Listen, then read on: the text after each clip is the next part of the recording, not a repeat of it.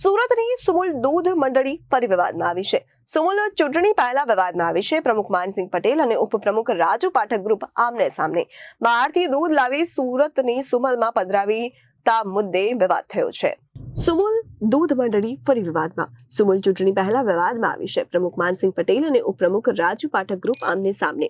બહારથી દૂધ લાવી સુમલમાં પધરાવતા વિવાદ મુદ્દે સુમલના ઉપપ્રમુખ રાજુ પાઠકે અગાઉ એમડી પર હાથ ઉગમતા સચિવને ફરિયાદ કરાઈ છે. સુમુલમાં વિવાદનો વંટોળ ઉભો થાય એટલે પ્રમુખો ભૂગર્ભમાં ઉતરી જાય છે. ત્યારે સુમુલ વહીવટીતંત્રએ બહારથી દૂધ લાવી પધરાવતી મંડળીઓને 3.25 કરોડનો દંડ ફટકાર્યો. દંડ માફ કરી દેવાની ચર્ચા વેળાએ ઉશ્કેરાયેલ ઉપપ્રમુખ રાજુ પાઠકની હરકતથી ત્યાં હાજર સૌ કોઈ દંગ રહી ગયા. બહારથી દૂધ લાવવાનો સમગ્ર મામલો શું છે? સુરત અને તાપી જિલ્લાના માંગરોળ, કામરેજ, મહુવા, નિઝર, કુકરમુંડા, ઉચ્છલ, સોનગઢ અને વ્યારાની 25 મંડળીઓ બહારથી દૂધ લાવી સુમુલ ડેરીમાં પધરાવતી હોવાનું રંગે હાથ ઝડપાયું છે. અન્ય જિલ્લા કે રાજ્યમાંથી દૂધ લાવી ચિલિંગ પ્લાન્ટમાં સંગ્રહ કરી સવાર અથવા સાંજના સમયે એડજસ્ટમેન્ટ કરીને નહીં નોંધાયેલ મંડળો અને દૂધ ખરીદ કેન્દ્રો મારફતે ઠંડુ દૂધ સુમુલ ડેરીને પધરાવતી 25 મંડળીઓને 3.25 કરોડ રૂપિયાનો દંડ ફટકારાયો છે. ત્યારે મંડળીઓના મસ મોટા દંડ ફટકારાતા કેટલાક ડિરેક્ટરોના પેટમાં તેલ રેડાયું છે. સામાન્ય રીતે સુમુલ તમે જો તો 75 વર્ષ આ વર્ષે પૂરા કરીને ખૂબ જ સફળતાથી તમે જો તો આ વર્ષે પણ 1000 રૂપિયા કિલો ફેટનો ભાવ ચૂકવો છે.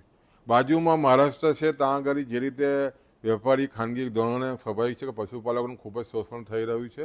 એટલે 8 થી 10 રૂપિયા ભાવ દૂધના અહીંયા મહારાષ્ટ્રમાં ઓછા હોય છે. આ જે 25 મંડળીઓ છે ત્યાંથી સસ્તું દૂધ લાવીને સુમુલમાં વળીને જે રીતે વેપાર કરતી હતી એ પ્રમુખશ્રીના ધ્યાનમાં આવ્યા પછી ખૂબ જ કડક નિર્ણય લઈને આ લોકોને દંડ કરવામાં આવ્યો 3 કરોડ 25 લાખનો. સ્વાભાવિક છે કે આ દંડ જે કરવામાં આવ્યો છે એના અનુસંધાનમાં ઉપપ્રમુખશ્રીએ જે રીતે એમડીસી સાથે જે વર્તન કર્યું છે એને કારણે ખાસ કરીને સમગ્ર સહકારી પ્રવૃત્તિના જે સંસ્કારો અમારા છે લુપ્ત થઈ રહ્યા છે અને આખું સહકારી સમાજમાં ખૂબ જ ગંભીરતાથી નોંધ લેવાઈ છે. અને જે રીતે મીડિયામાં આ વાત આવી તો સ્વાભાવિક છે કે રાજ્ય સરકારે પણ ગંભીરતા રાખીને રાજ્યના સહકાર સચિવે આ બાબતમાં તપાસના રિપોર્ટો માંગ્યા છે અને એના અનુસંધાનમાં પ્રમુખશ્રીએ એમડીસી સાથે જે બીના બની છે તમામ અહેવાલ સરકારમાં સુપરત કર્યો છે. એટલે હું એમ માનું છું કે આ તમામ રિપોર્ટ જે સરકારમાં સુપરત થયો છે એટલે આવનારા દિવસોમાં સહકારી પ્રવૃત્તિમાં જે વેપારીકરણ થઈ રહ્યું છે એમાં રૂકાવટ આવે અને ખાસ કરીને સહકારના જે મીઠાફળ છે પશુપાલકોનો મળે એ દિશાના પ્રયત્ન ચોક્કસ આવનારા દિવસોમાં થશે એવું મારું સ્પષ્ટ માનવું છે. Bureau report Janadesh news.